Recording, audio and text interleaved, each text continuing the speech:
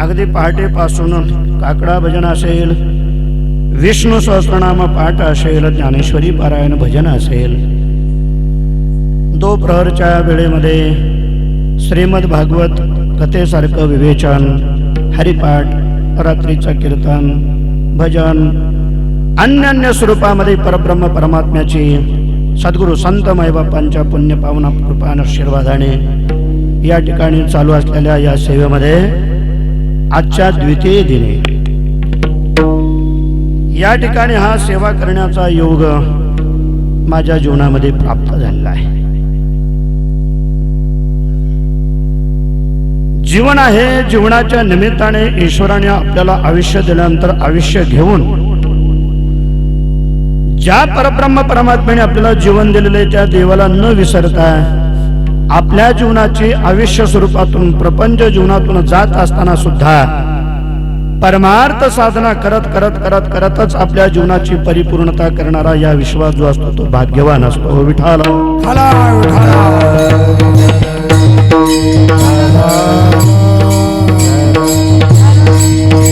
गोड आहे.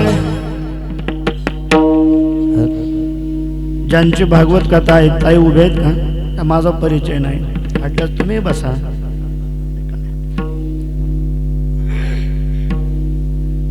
उद्यापासूनचे कोणतेच महाराज बसा किंवा उभा राहा हे म्हणणारही नाही. अनंत कोटी ब्रह्मांड नायक परब्रह्म परमात्म्याची वैदिक परंपरेला वारकरी संप्रदायाला अनुसरून बोलून गेलो मी.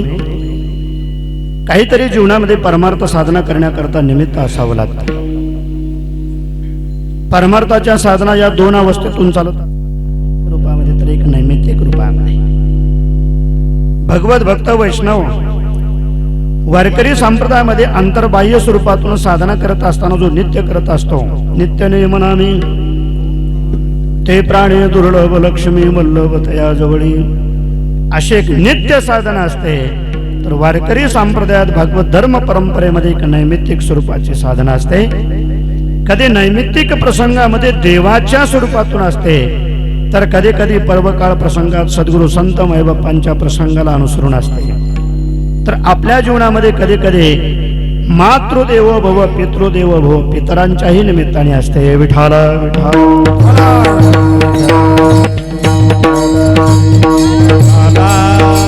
माझ्या अल्प वेळेमध्ये चिंतन करत असताना मला बरंच काही जे सांगून जायचं आहे.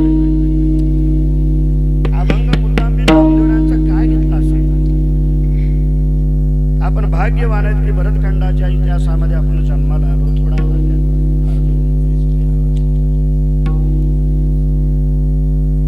महाराष्ट्राच्या सद्गुरु संत माईबापांच्या पुण्यपावन परिसरामध्ये आपण जन्माला आलेलो मंडळी आहोत, विशेषत्वाने मराठवाड्यात.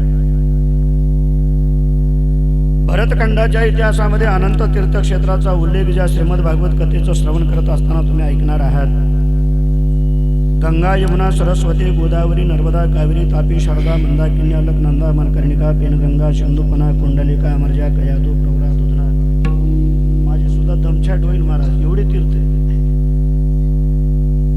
कुठल्याही भागवतकारांनी श्लोकांचं पूर्ण न वाचन करता कदाचित तीर्थ सांगायचे ठरवले तर सर्वच भागवतकारांना सर्वच तीर्थ सांगता येतील असं नाही. बरोबर आहे की नाही? राहून जात. एवढे अनंत तीर्थ आहेत की ज्या तीर्थांचं स्मरण करत असताना तुम्ही आम्ही पुण्यवान बनतो. भरतखंडाच्या इतिहासामध्ये उत्तरेमध्ये ज्या पुण्यपावन गंगेचं स्मरण केल्या जातं आपण पुण्यवान बनतो. महाराष्ट्राच्या इतिहासामध्ये दक्षिण गंगा जिला गोदावरी गंगा माता म्हटल्या जातं.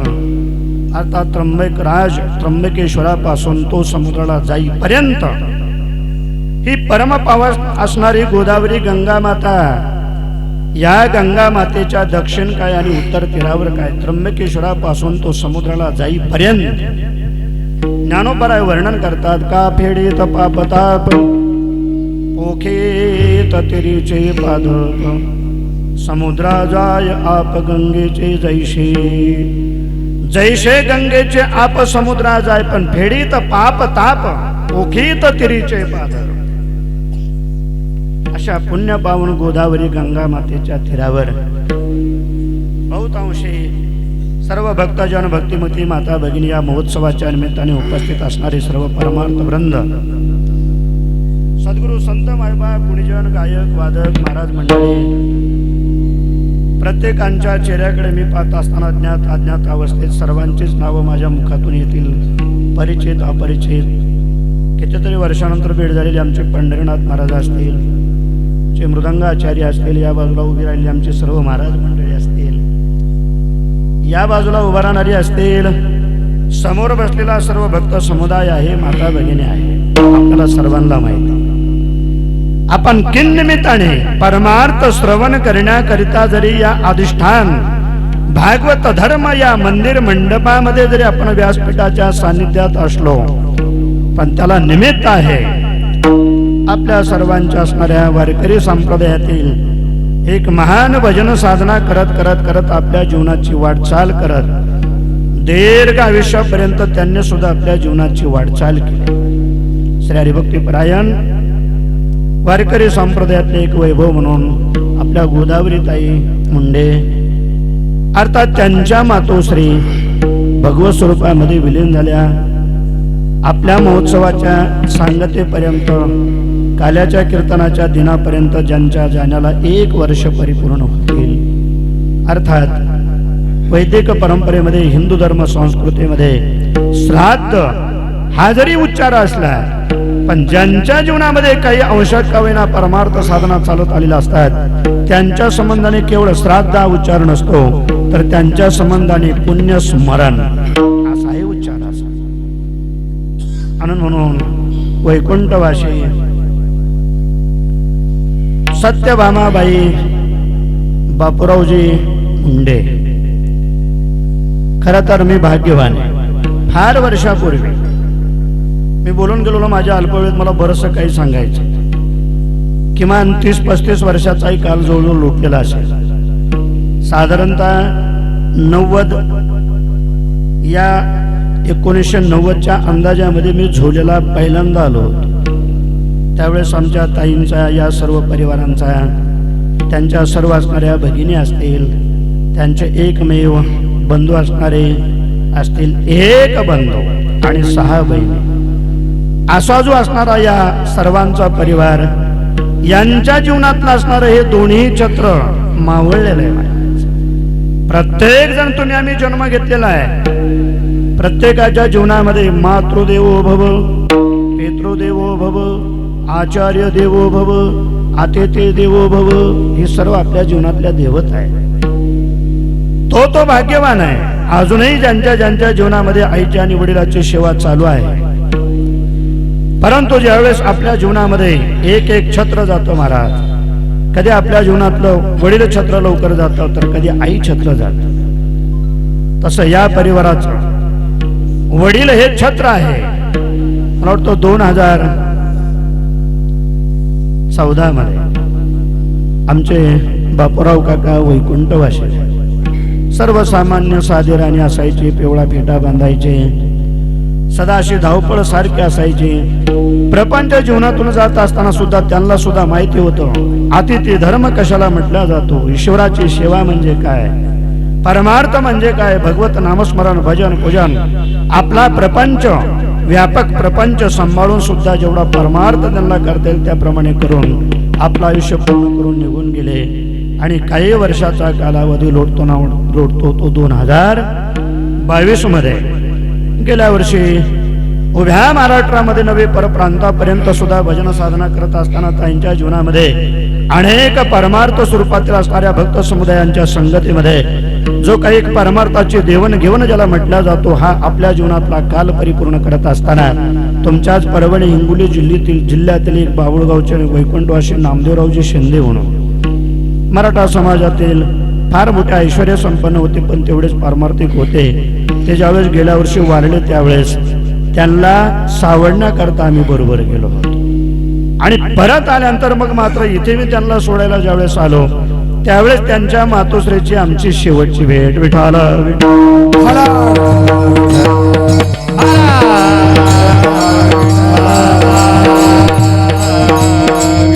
आपल्याला माहिती आहे बहुतांशी आपण जरी गंगाकडे जरी आपण शहर तालुका जरी म्हटलो तरी परंतु ग्रामीण भागातल्या संस्कारामध्येच अनेक जण तुम्ही आम्ही जन्माला आलेलो असतो. कालांतराने कर्मप्रधान जीवनामध्ये जरी आपलं वास्तव्य शहरामध्ये असलं पण आपल्या ग्रामीण भागातल्या संस्काराला मात्र आपण कधी विसरलेलो नाहीयेत.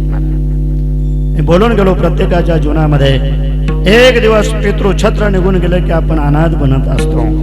एक दिवस मातृछत्र निघून गेलं की आपण अनाथ बनत असतो. माझ्याही जीवनामध्ये 12 वर्षापूर्वी पितृछत्र निघून गेलं काका. आजही मनापासून जर वडिलांची आठवण झाली तर मला कीर्तन सुद्धा करता येणार नाही. आलं का लक्षात? हे छत्रच काही असतं मला. पूर्वीच्या काळामध्ये आपले आई आणि वडील सांगायचे बस अरे मी आहे ना पाठीमागे, चिंता का करता, मग करा आनंदाने आपल्या जीवनाची वाटचाल करा.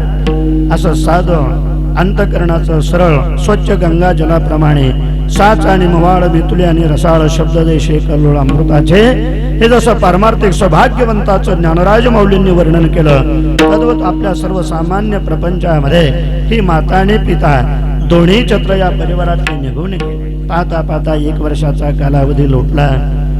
त्यावेळेस तर मी दूरवर असेल, कुठे कार्यक्रमाला असेल, नंतर शाब्दिक स्वरूपातून सांत्वन काय, सुखदुःखाला तुम्ही आम्ही भेटायला येणं काय, परंतु त्या प्रसंगात मात्र मला उपस्थित राहता आलं नाही. पण मी ताईंना बोलून गेलो होतो की ज्यावेळेस वर्ष श्राद्धाचा कार्यक्रम असेल त्यावेळेस ताई मी कुठली तरी एक सेवा केल्याशिवाय राहणार नाहीये. आणि म्हणा त्यांचा आमचा 1990 पासून आमच्या गावी काय महाराष्ट्राच्या इतिहासात अनेक ठिकाणी काय भजनाच्या निमित्ताने काका महाराष्ट्रामध्ये माता भगिनींच्या जीवनातून परमार्थ साधना करत असताना कोणी कथाकार असतील, कोणी रामायण भागवतकार असतील, कोणी गायक असतील, कोणी वादकही असतील, काही व्याख्यान देणारे असतील, काही व्यासपीठ चालवणारे असतील, काही राजकीय क्षेत्रात असतील, काही सामाजिक क्षेत्रामध्ये असतील, परंतु माझ्या जीवनामध्ये परमार्थ स्वरूपातून मी आत्मचिंतन करत असताना तसं प्रत्येकांच्या संबंधाने अंतःकरणामध्ये पूज्य भाव ठेवतो महाराज. या विश्वातल्या सर्वच आपल्याला जर भगिनीप्रमाणे दिसत असतील, मातृवयातल्या जर मातृप्रमाणे दिसत असतील, कन्या वयातल्या जर आपल्याला कन्याप्रमाणे दिसत असतील, बंधू आपल्याला बंधूप्रमाणे दिसत असतील, तर आपल्या परमार्थाची खरी पावती तीच असते. म्हणून मी हमेशा एक उदाहरण सांगत असतो की राजकीय जीवनामध्ये आपल्या महाराष्ट्राचं एक कालीचं असणारं वैभव, आपल्या देशाच्या महामहिम पदावर काही काल ज्या आरूढ होत्या, राष्ट्रपती पदावर आपल्या महाराष्ट्राची कन्या कोण? प्रतिभाताई पाटील महाराष्ट्राची कन्या होती महाराज. एक लक्षात ठेवा, त्या राष्ट्रपती होत्या त्यावेळेस जगद्गुरु तुकोबारायांचा त्रिशतकोत्तर असा काहीतरी कालावधी होता. म्हणून जगद्गुरु तुकाराम महाराजांच्या गाथ्याचं पारायण काका आपल्या महाराष्ट्रातले 5551 लोक पारायणाला बसवले होते आपण दिल्लीला, आणि त्यावेळेस त्या राष्ट्रपती होत्या. पण आम्हाला आनंद कुठे वाटला माहितीये का? महाराष्ट्राची एक कन्या, आपल्या बाल्य जीवनाच्या संस्कारात वाढलेली एक कन्या, महाराष्ट्राच्या नव्हे आपल्या देशाच्या महामहिम राष्ट्रपती पदावर जरी आरूढ झालेल्या होत्या तरी परंतु त्यांचे संस्कार, एक महाराष्ट्राची मी कन्या आहे, याच महाराष्ट्राची मी सून आहे, याच महाराष्ट्रातली मी कुणाची तरी आई आहे, त्यांचे जे काही कन्या पुत्र असतील, परंतु त्यांनी आपला स्वाभिमान त्याही पदावर सोडला नाही. भरधरीत असणारा तो पदर आपल्या मस्तकावर कायम ठेवला. आपल्या कपाळावर कुंकुम तिलक कायम होतं. आपल्या हातातला बांगड्याचा चुडा कायम ठेवलेला होता. ते मर्यादित असणारं वैभवशाली जीवन राष्ट्रपती पदावर होत्या तरी महाराज थोडंही कमी झालं नव्हतं. हे आपल्या महाराष्ट्राचं वय. राजकीय जीवनातली अशी एक मी माता पाहून गेलो. परमार्थ क्षेत्रामध्ये अनेक आमच्या भगिनी आहेत. आमच्या श्रीमद भागवत कथा सांगण्याकरता ताई या ठिकाणी आहेत. आमच्या शेनगावकर असणाऱ्या ताई आहेत. वेणूताई मंगलवाडी अर्थात शेनगावच्या जवळ ज्यांचं वास्तव्य आहे, त्यांच्या अमृतमयी वाणीद्वारी कथा चालू आहे. आपल्या महाराष्ट्रामध्ये मीराबाई सारख्या कीर्तनकार आहेत.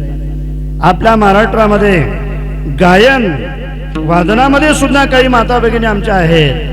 परंतु मला ताईपर्यंत याच्या ना अभंगामध्ये जायचं. ताईंनी सुद्धा आपल्या जीवनामध्ये 1990ला भजनाच्या निमित्ताने पहिली आमची ज्यावेळेस भेट झाली असेल त्याच बाबुळगावला, ज्या नामदेवरावांचं नाव मी सांगितलं, त्याच्या अगोदरपासून त्यांच्या बाल्य वयातच भजनाचे संस्कार त्यांच्या घराण्यात निश्चित आहेतच.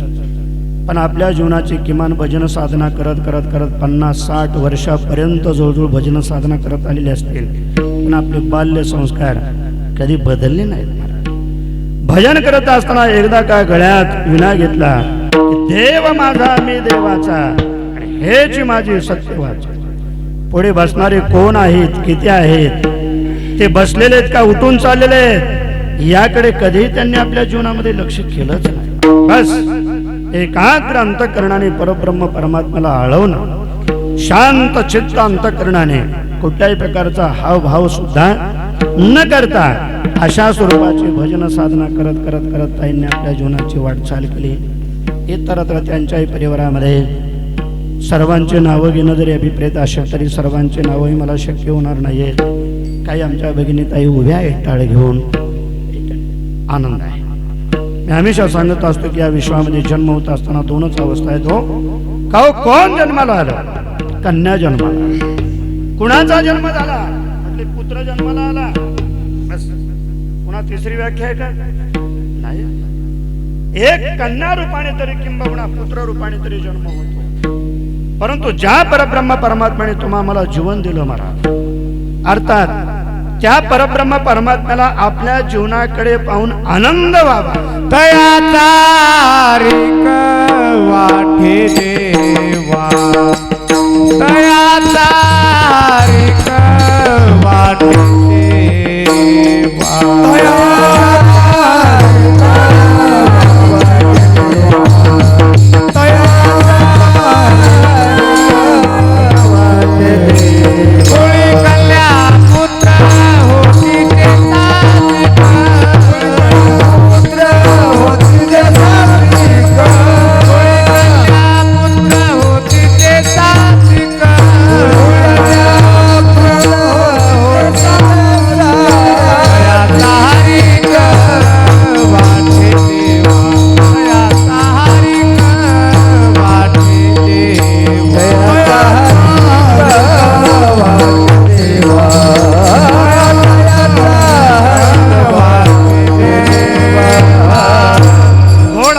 जगद्गुरु तुकाराम महाराजांचा जवळजवळ सर्वांच्या पाठात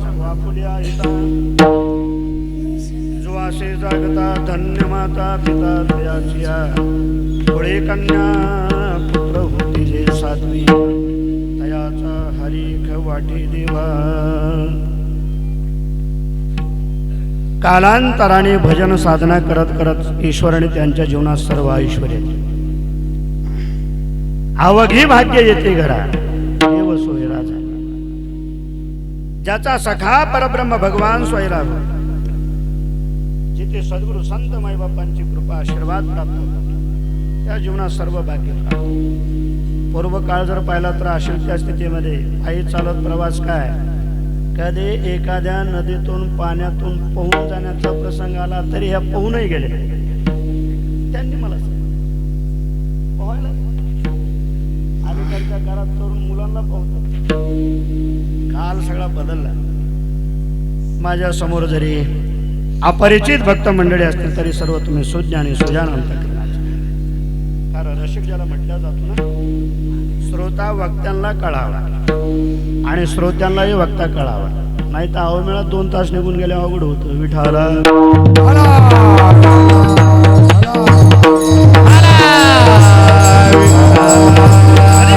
विज्ञान युगाचा जर विचार केला महाराज, अस्थिर वातावरण, थोडा कमी आवाज त्याचा बाबा, बरं का बाबा, थोडा कमी असेल, एरवी असेल, हा बस. पण तुम्ही एक सारखा आवाज ठेवा, थोडा दे ना.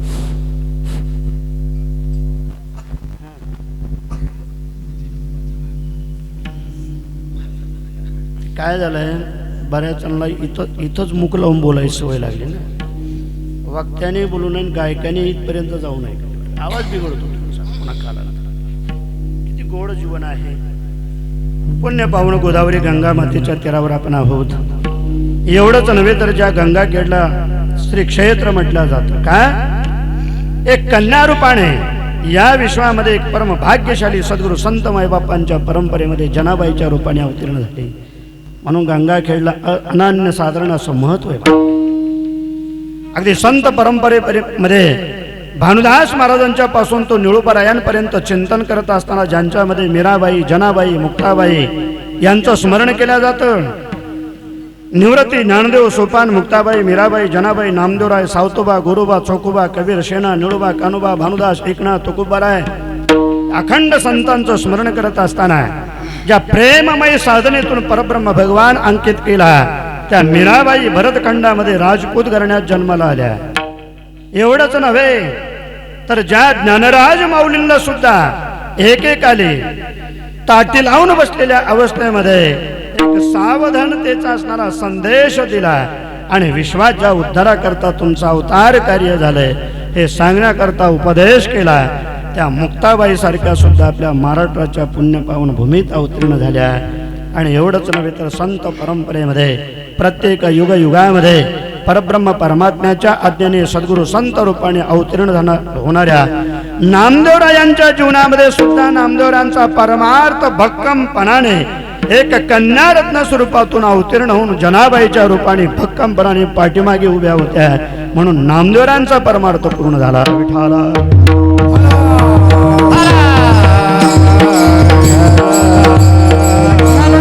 म्हणून आमचे गुरुवर्य म्हणायचे, अरे मीराबाई होत्या म्हणून प्रेम पंत जगाला कळाला.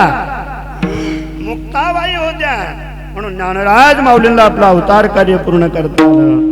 आणि जनाबाई होत्या म्हणून महाराष्ट्रापासूनच नव्हे तर अगदी पंजाबापर्यंत शीख धर्मापर्यंत सुद्धा ज्यांनी आपलं संतत्व सिद्ध केलं महाराज ते नामदेवराय असणारे ती जनाबाईमुळे हे कार्य करू शकले. असे जनाबाईंची पुण्यपावन नगरी आहे. कार्यक्रमाचं आयोजन करत असताना चर्चा होत असताना ताई मला बोलून गेल्या होत्या गुदारीताई आमच्या की जमलं शक्य झालं महाराज आपण जनाबाईच्या मंदिरामध्ये. पण मला बरं वाटलं तुमचं वास्तव्य ज्या ठिकाणी आहे तेथे या स्वरूपाचा कार्यक्रम आपल्या घराजवळ व्हावा, आपल्या घरात व्हावा, आपल्या दारात व्हावा. माता पित्यांच्या निमित्ताने अन्नदान, ज्ञानदान आणि नामदान अशी त्रिवेणी संगमात्मक गंगा प्रगट करत असताना ते आपल्या घरी व्हावे हे फार मोठं महत्वाचं असतं. इथे आयोजन झालं त्याचाही मला आनंद वाटला. आपण भाग्यवान आहे. कधीतरी एकाग्रता करत जावी. दिवसाचे 24 तास आहेत ना, त्रय वर्गीकरण जर केलं, त्रय राशिक जर मांडलं तर मी एक हमेशा व्याख्या करत असतो, करा एक सायास आपल्या जीवनाच्या संबंधाने जरूर करा, पण तो कुठल्या रूपाने करा, स्वजीवनाकरता करा. 8 तास केवळ आपल्या स्वतःच्या जीवनाकरता द्या. आरोग्य परमार्थ करण्याकरता सुद्धा कथेची सामुग्री सिंहावसानावरी म्हटलेले आपल्या जीवनाकरता 8 तास जपा. आपल्या कौटुंबिक जीवनामध्ये आपला प्रपंच चालवण्याकरता उद्योग, व्यापार, नोकरी, धंदा, शेती, वाडी काय जो आपलं जीवनाचा भाग असेल तो सांभाळण्याकरताही 8 तास खर्च करा. 16 तास गेले पण राहिलेले 8 तास ज्या परब्रह्म परमात्म्याने आपल्याला जीवन दिलेलं आहे ना त्याच्याकरता खर्च करण्याचा प्रयत्न करत जावा महाराज. संत माय जागृती देतात महाराज. जेणे हा जीव दिला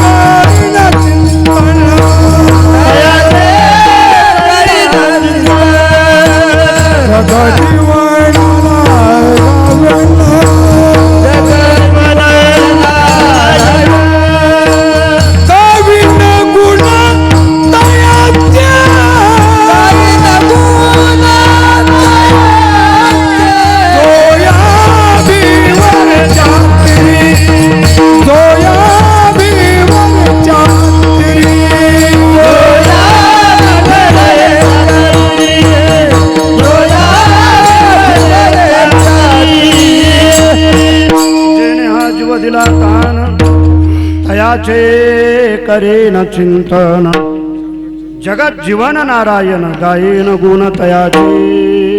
असे कितीतरी प्रमाण संत मायबापांची जागृती देणारे प्रमाण आहेत. त्याकरिता आपल्या अंतःकरणाला एकाग्रता करावी लागते. कुठलं तरी निमित्त असावं लागतं. आजचा जो पर्व काळ आहे तो एका मातृ पर्व काळ प्रसंगातून खऱ्या अर्थाने आपण सेवेकरता द्वितीय दिनामध्ये संकीर्तनाच्या निमित्ताने आहोत. बोलून गेलो. पहाटेपासून सायंकाळपर्यंत कार्यक्रम चालतात. भागवत कथा आहे. योगायोगाने माझं नाव भागवत आहे. मी सांगत असतो हमेशा. मी नुसत्या नावाचा का होईना माझ्याही जीवनामध्ये सायास असतो. गोड चिंतन 18,000 श्लोक संहिता आहेत पराच. 12 स्कंद स्वरूपामध्ये किमान 300-350 अध्याय. विश्वव्यापक परब्रह्म परमात्म्याने विश्व निर्माण केल्यापासून प्रत्येक युगा स्वरूपामध्ये घेतलेल्या अवताराचं अनंत चरित्र सद्गुरु संत मायबापांचं, मुनींचं, ऋषींचं, त्यागवान राजांचं, महाराजांचं, त्यागवान ऋषीमुनी भगवत भक्त संत मायबापांचं कथा ज्याच्यामध्ये गायलेली आहे असा गोड ग्रंथ श्रीमद भागवत म्हटला जातो. महाराज निगमकल्पतरोर गलितं फलं शुकमुखाद अमृतद्रव संयुतं पिबत भागवतं रसमालयं मुहुरहु रसिका भुवि भावुकाः. ऐकावं. पोते पुराण कीर्तन प्रवचन रामायण भागवत श्रवणाच्या निमित्ताने नित्य श्रवण करत जावं. कधी वाचन करत जावं, चिंतन करत जावं, मनन करत जावं, पठण करत जावं. आपल्या जीवनामध्ये परमार्थाच्या साधना ज्या ज्या स्वरूपात आपल्याला करता येईल त्याप्रमाणे करत जाव्या. परमार्थाच्या स्वरूपातून मला आज वैकुंठवासी काशीराम महाराजांची सुद्धा आठवण होती. मागल्या थोड्याच दिवसापूर्वी भगवत स्वरूपामध्ये विलीन झाले. काशीराम बाबांनी कीर्तन केलं नाही, प्रवचन केलं नाही, कुठला उपदेश कधी कुणाला करत बसले नाही आहेत. पण त्यांच्या स्वयं अंतर्यामी नामनिष्ठ जीवनातूनच असा एक संदेश अनेकांना मिळायचा की तो कदाचित कीर्तनकारापेक्षा अधिक त्यांच्याकडून मिळायचा. महाराष्ट्र हळहळला. आज काशीराम महाराज असतील आणि हे सर्व असणारे ज्यांच्या सानिध्यामध्ये तयार झाले ते आमचे परमस्नेही श्री हरिभक्तीपरायण रमेश महाराज.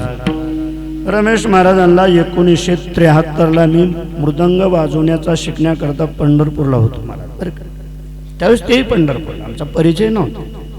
मी काही दिवस केलेले बरं का. महाराज यांच्या जे बोटात आहे ते माझ्या ओठात, माझ्या ओठातून निघाले की ह्यांच्या बोटातून तिरकीड टाकता.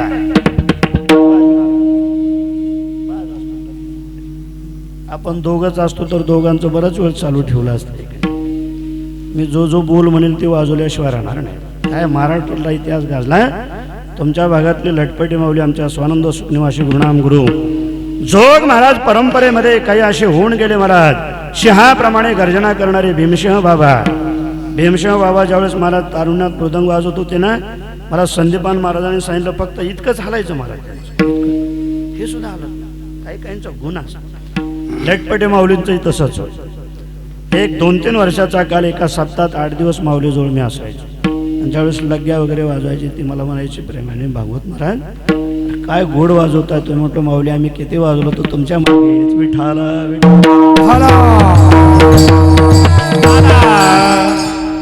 गणपत महाराज माऊलीचा शिष्य आहे. अहो त्यांनी थाप टाकली की आम्ही ओळखतो म्हणून तर माऊलीचं नाव. महाराज आमच्या भागातल्या किमान 25 पकवाजाला मी खोलीत असताना इकडे त्यांनी ठाप टाकले 10-5 बोल वाजवले की मी तिथून सांगत असतो हे वाजवायला लागले विठाला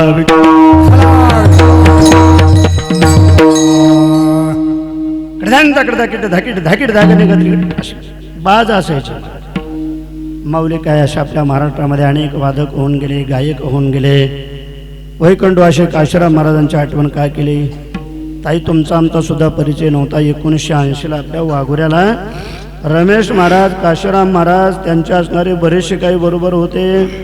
आणि ज्यावेळेस आपल्या बाजीराव महाराजांनी सांगितलं, वैकुंठवासी गुरुवर्य बाजीरावजी महाराज जवळेकर बाबा सांगितलं, रमेश महाराज सकाळपर्यंत भजन चालू ठेवायचं, काही हरकत नाही महाराज. म्हणजे कीर्तन झाल्यावर चालू केलं महाराज. सकाळी महाराजांनी हात जोडले, आता सोडा म्हटलं पुढचे कार्यक्रम.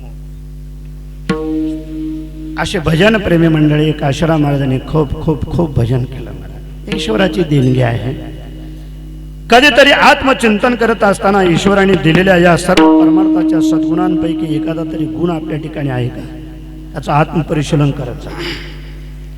जसं श्रीमद भगवद्गीतेमध्ये अभयम सत्व संशुद्धी ज्ञान योग व्यवस्थित दानम दमश्च यज्ञश्च स्वाध्यायस्त पार्जवम अहिंसा सत्यम क्रोधस त्यागा शांतिरपैशुनम दया भूतेशोलो लिप्तम मार्दवम रीरचापलम तेज क्षमा धृते शौच मद्रोहो नातिमानिता भवंती संपदम दैवीम अभिजातस्य भारत. हे 26 गुण सांगितलेले आहेत. त्यापैकी एक जरी गुण आपल्या ठिकाणी प्राप्त झाला तरी आपण उद्धरून जाऊ शकतो. कुठला तरी एक भक्कम आपल्या अंतःकरणामध्ये आपल्या कृतीमध्ये साधनेचा तो एक भाग आपल्या जीवनात परिपूर्ण असा जावा की जेणेकरून भगवान परमात्म्याला आनंद होईल. तयाचा हरी एक कुणाचा पण आपुल्या हिता जो असे जागता माता पित्याची धन्यता गात गात जगद्गुरु तुकाराम महाराजांनी कन्या आणि पुत्र असा उच्चार केला. पण पहिला उच्चार केला कन्याचा. श्रीमद भागवतामध्ये कन्या शब्द अगोदर आहे, संत वाङ्मयामध्ये सुद्धा अगोदर आहे, नंतर पुत्राचा उच्चार आहे. पुढे कन्या पुत्र होते तयाचा हरीख वाटी देवा. आणि म्हणून 90ला परमार्थाच्या साधना आपण नित्यनेमाने करावे. सहज प्रातःकाली स्नान नित्यनेम करत असताना मी काय वाचलं पाहिजे, आणि मग त्या काळामध्ये आम्ही सहज बोलून गेलो. महाराज मंडळी होते, आपण रोज नेमाने गाथा वाचायचा, ज्ञानेश्वरी वाचायची, हरिपाठ घ्यायचा, अन्य असणाऱ्या मग विष्णू सहस्त्रनाम पाठ असेल. तेव्हापासून तो आजपर्यंत त्यांच्या जीवनातला नियम कधी टाळला नसेल. आपलं जरी ईश्वराच्या कृपेने अनुकूलता आणि वैभवशाली स्वरूपातून महाराष्ट्र इतिहासामध्ये आपल्या भजन साधना जरी चालत असतील तरी ज्ञानोबारांचा पालखी सोहळा मात्र त्यांनी आपल्या जीवनात कधी सोडला नाही. ज्यांच्या दिंडीत असतात ऐकणारे महाराज उभे, खूप वर्षांनी भेट झाली महाराज. ते मला पाहत होते, मी त्यांना पाहत होतो. मला काही नाव सांगता येत नव्हतं. अर्थात आपल्या जीवनात अशा साधनाही असाव्यात. पुढे तुकाराम महाराजांनी तिथे त्या अभंगात उच्चारही केलेला आहे की नाही महाराज? केला ना. गीता भागवत करीती श्रवण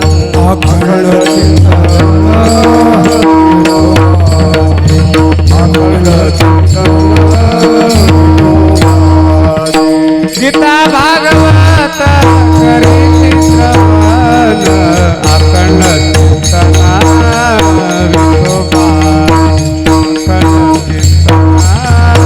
विठोबा. गीता भागवत करीती श्रवण गीता भागवत करीती श्रवण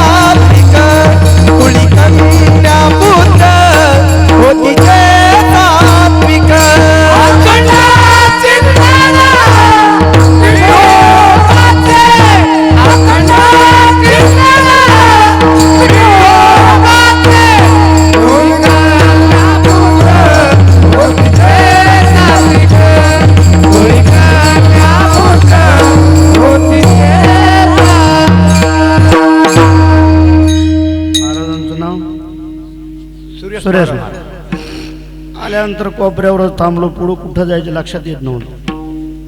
भगवान उभाच असतो. महाराजच जवळ आले, म्हटले चला महाराज मी काय आलो ना. गीता भागवत करीते श्रवण अखंड चिंतन विठोबाचे. एक तत्व लक्षात ठेवायचं आहे, आपण काय करतो महाराज. संसार प्रपंच स्वरूपातून प्रत्येकाच्या जीवनात फार मोठा सायास असतो. हे काय सांगावं लागत नाही. ज्ञानोबा म्हणतात सायाशी करीशी प्रपंच दिननिशी हरिशी. प्रपंचाच्या बाबतीमध्ये लोक व्यवहार संसार प्रपंच जीवनातून कोणी कुणाला उपदेश करण्याची गरज नाहीये. एकमेकांपुढे असं चालत राहतो महाराज आपण, पण कधीतरी अंतर्मुख होऊन आपल्या परमार्थ साधनेत आपण आहोत का याचं फार मोठं आत्मचिंतन केलं पाहिजे. कधीतरी लोक व्यवहारामध्ये जागतिक जगाच्या बाजारामध्ये आपल्या अंतःकरणाचा दृष्टिकोन जर आपण टाकला तर आजचं अस्थिर जीवन जर पाहिलं तर कुठे समाधान आहे महाराज? कधी स्थिरता आहे का आपल्या जीवनात?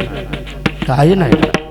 सध्या तर महाराष्ट्रामध्ये सुद्धा एवढं अस्थिर वातावरण बनलेलं आहे. मी आपल्याला कुठे राजकीय किंवा कुठल्याही स्वरूपात अजिबात नेण्याचा प्रयत्न करणार नाही आहे, किंवा मला कधी विनोद वगैरे किंवा काही सांगूनही वेळ घालवण्याची अजिबात सवय सुद्धा नाही. आमच्या संस्थेची ती परंपरा सुद्धा आहे. अल्प वेळ काय म्हटलो, शहरी वातावरणामध्ये आपण आहोत, 10 पर्यंत स्पीकरची वगैरे मर्यादा असते अनेक ठिकाणी. म्हणून आपल्या अल्प वेळेमध्ये आपण चिंतन करत असताना एका बाजूला आपलं आयुष्य जबाबदारी स्वरूपातून, आपल्या वैयक्तिक काय आणि कौटुंबिक स्वरूपातून प्रपंचाचा त्याग तुम्हाला करता येत नाहीये मला, जावं लागतं. क्वचित एखादा महात्मा असा असतो की त्यांनी आपल्या जीवनात त्याचा स्पर्श केलेला नसतो. गृहस्थ आश्रमी जीवन त्यांनी स्वीकारलेलं नसतं. योगायोगाने ते भाग्य ताईंच्या जीवनामध्ये सुद्धा आहे महाराज. बहुतांशी जर आपण विचार केला तर मग भगवानही गीतेमध्ये म्हणतात, क्वचित एखादाच असा असतो, मनुष्याणाम सहस्रेषु कश्चित यतति सिद्धये यततामपि सिद्धानाम कश्चिन माम वेत्ति तत्वतः. पण बहुत अंशी तुम्ही आम्ही प्रपंच जीवनातून जात असताना सुद्धा ज्या देवाने आपल्याला जीवन दिलेलं आहे त्या परब्रह्म परमात्म्यापर्यंत जाता येतं, हा सिद्धांत पटवून देण्याकरता, जगाला अनुभवात आणून देण्याकरता कधी कधी या विश्वात पुन्हा पुन्हा अवतीर्ण झालेल्या सद्गुरू संत माईबापांनी सुद्धा प्रपंच स्वीकारला. संत परंपरेमध्ये भानुदास महाराजांच्या पासून बहुतांशी निळोबारायांपर्यंत गृहस्थ आश्रमी जीवनातले संत आपल्याला पाहायला लागले. अगदी ज्ञानोबाराय, सोपान काका, मुक्ताबाई असं काही निवडक जीवन जर सोडलं तर मग शांती ब्रह्मनाथ महाराज घ्या गृहस्थ आश्रमी, भानुदास महाराज गृहस्थ आश्रमी, जगद्गुरु तुकोबाराय, सावता महाराज, नामदेव राय, अनेक संत परंपरा जर पाहिली तर जीवनामध्ये सुद्धा अवतीर्ण झालेले आहे. आज मी ज्यांचा अभंग घेतलाय महाराज त्या नामदेवरायांच्या आठवण मुद्दाम करून ते. खरं तर जनाबाईचा अभंग घ्यावा असं एक चिंतन चाललेलं होतं आणि कदाचित मंदिरातच जर कीर्तन असतं तर तो अभंगच घ्यावा लागला असता. कुठेतरी ज्या अधिष्ठाना ज्या संतांच्या जवळ गेलो तर ते स्मरण करणं आपलं सुद्धा कर्तव्य असतं. चला, पण ज्या परभणी जिल्ह्याने खऱ्या अर्थाने एका सद्गुरू संत माईबापांना अवतीर्ण होण्याचं परम भाग्य अगोदरच पूर्वजांनी संपन्न केलं होतं, म्हणून नामदेवरायासारखा भगवत भक्त संत अवतीर्ण झाले. काय भाग्यवान आहेत. नामदेवरायांचा अभंग मी घेतला. आजच्या अभंगामध्ये आपल्याला थोडंफार रूपाचं चिंतन करायचं. जेवण करत असताना सुरेश महाराजांना विचारलं, म्हटलं कालच्या महाराजांनी, मला माहिती पहिल्या दिवशी महाराज नामाचं चिंतन करतात. वारकरी संप्रदायाचा एक दंडक असतो बरं. पहिल्या दिवशी नामाचं चिंतन, दुसऱ्या दिवशी रूपाचं चिंतन, नंतर भक्तीचं चिंतन, नंतर उपदेश. काय जे प्रत्येक वक्त्याला स्वतंत्रता नंतर पुढे थोडी असते, पण मग काल्याचं कीर्तन म्हटलं की पुन्हा त्याही महाराजाला बंधनच असतं. त्याच्या आदल्या दिवशी संध्याकाळचं कीर्तन म्हटलं तरी त्याही महाराजाला थोडं मागणीपर स्वरूपाचं बंधन असतं. अलीकडच्या नवीन महाराजाला पंढरीनाथ महाराज याचाही मेळ लागत नाही. विठाला विठा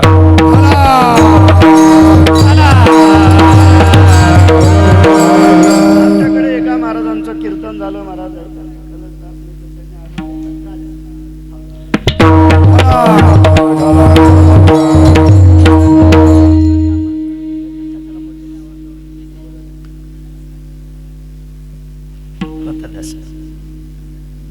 परब्रह्म परमात्म्याशिवाय या विश्वात आहे काय? एकच आहे भगवान. आणि म्हणून नामदेवरायांचा जीवनही मला थोडक्यात आजच्या प्रसंगात सांगून, परंतु ज्या नामदेवरायांनी सगुण साकार परब्रह्म परमात्म्याच्या समोर आपल्या परमार्थ भक्ती प्रेम सरितेची असणारी सिद्धता केली आणि एकाग्रतेने एक मी भगवत भक्त अंतःकरणाने आणि विश्वास भरून उरलेला परब्रह्म भगवान पांडुरंग परमात्मा अर्थात त्या देवाच्या संबंधाने आपली एकाग्रता, एक भाव, आपलं प्रेम किती आहे हे व्यक्त करत असताना नामदेवराय प्रेमाने अभंगाच्या पहिल्या चरणात जनी दृष्टी लागो तुझ्या सगुणपणा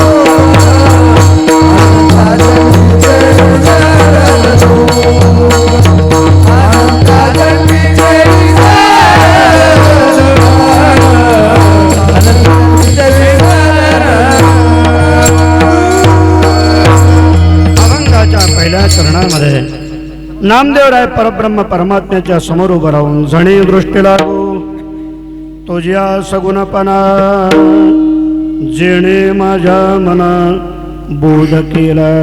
फार तोलून मुलून शब्द आहेत नामदेवरायांचे. संत परंपरेमध्ये प्रत्येक सद्गुरू संतांनी दीर्घकालापर्यंत आपल्या सद्गुरूची सेवा केलेली असेल, परंतु संत परंपरेमध्ये दोन सद्गुरू संत मायबाप असे आहे की त्यांच्या जीवनामध्ये सद्गुरू स्वरूपातून फार मोठी सेवा साधना केलेली आहे. स्वरूपात जीवन दिसून येत नाही, परंतु ज्यांच्या जीवनामध्ये साधन येतून भगवानच ज्यांच्या जीवनात गुरु आहे आणि भगवानच ज्यांच्या जीवनामध्ये देवही आहे. दोन अशा आहेत, एक नामदेवरायांनी, एक जगद्गुरु तुकोबा. नामदेवरायांनी देवाच्या उपदेशाला अनुसरून कालांतरानंतर दीर्घकाल आपल्या आयुष्याचा गेल्यानंतर विश्वबानला गुरु केलं. फार देवाने सांगितलं, आग्रह केला. जगद्गुरु तुकाराम महाराजांनी सुद्धा आपल्या जीवनामध्ये सद्गुरूचा जरूर उच्चार केला. सत्यगुरुराई कृपा मज केली,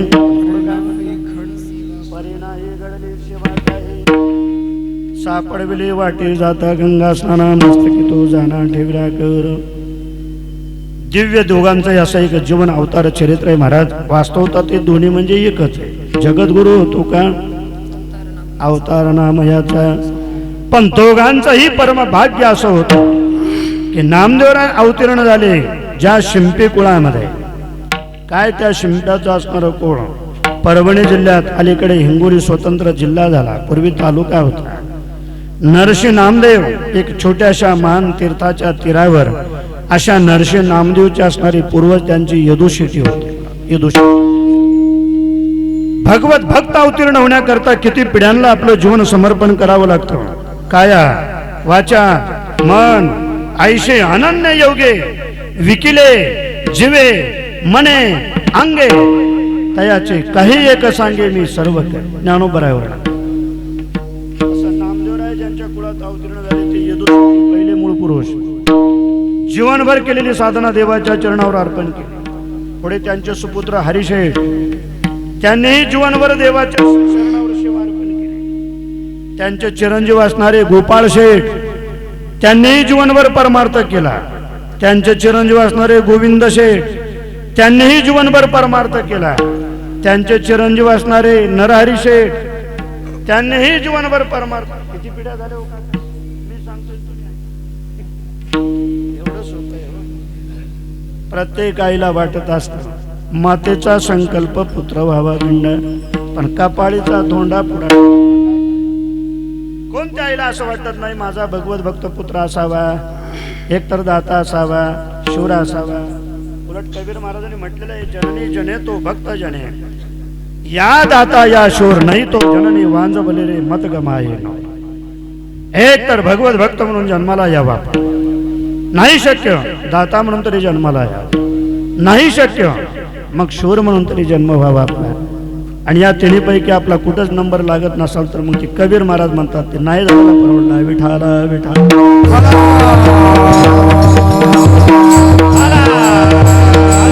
तिथे पुत्र काय आणि कन्या काय. नामदेवरायासारखा भगवत भक्त संत अवतीर्ण होण्याकरता यदुशेटीला परमार्थ करावा लागला. हरिशेटीला, गोपाळ शेटीला, गोविंद शेटीला 4 पिढ्या झाल्या. पुढे गोविंद शेटीला 2 मुलं होते मला, जिवाजी शेठ आणि नरहरी शेठ. तर ते नरहरी शेठ नामदेवरायांचे आजोबा होते. कुठपर्यंत आलो आपण? यदू शेट्टी, हरी शेट्टी, गोपाळ शेट्टी, गोविंद शेट्टी आणि नरहरी शेट्टी, 5 पिढ्या. आणि मग त्यांच्या पोटी दामाजी पंतासारखे असणारे सुपुत्र जन्माला आले. शके 1180 या कालावधीमध्ये त्यांना एक कन्या इथे जन्माला आली होती, नरशीला. पहिले नामदेवरायांच्या बहिणीचं काय नाव? आऊबाई बहीण, बरोबर आहे.